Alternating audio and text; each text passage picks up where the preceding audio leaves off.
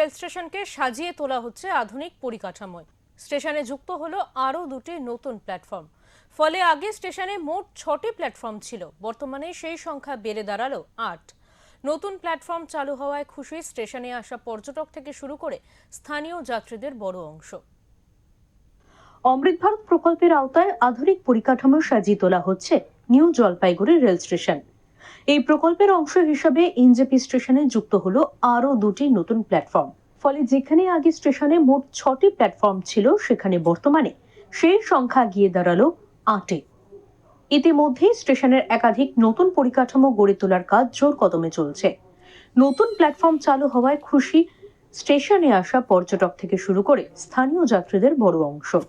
নতুন প্ল্যাটফর্ম হয়েছে, আমি খুব খুশি। হ্যাঁ, আর বিশেষ করে আগে আমাদের খুব অসুবিধা হতো, 1 নম্বর প্ল্যাটফর্ম দুটো ছিল, A1 আর 1, তাতে আমাদের খুব যাত্রীদের পক্ষে খুব অসুবিধা হতো। হ্যাঁ, একে আসে না A1 আসে, এটার জন্য খুব দুঃখিত ছিলাম।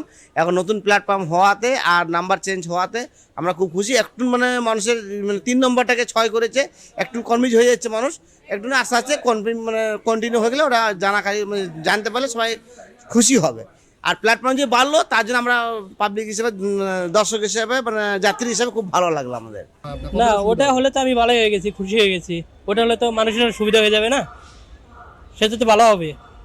যাত্রী হিসেবে কতটা খুশি রেলের যে নতুন নতুন এই উদ্যোগ? না, আমি তো খুশি হচ্ছি, বেলেগের কথা তো বলতে পারবো না, আমি তো খুশি। রেল যাত্রীদের মতে উত্তরবঙ্গের অন্যতম ব্যস্ত এই রেল স্টেশনের যাত্রী পরিষেবার চাপ বরাবরই বেশি।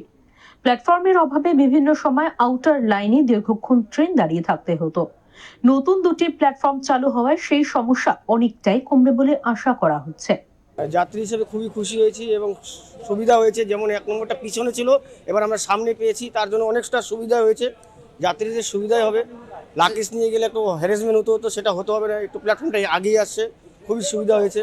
রেল কর্তৃপক্ষের তরফে জানানো হয়েছে, এই দুটি নতুন প্ল্যাটফর্মে রাখা হয়েছে একাধিক অত্যাধুনিক ব্যবস্থা। যাত্রী নিরাপত্তা জোরদার করতে বসানো হয়েছে আধুনিক সিসিটিভি ক্যামেরা।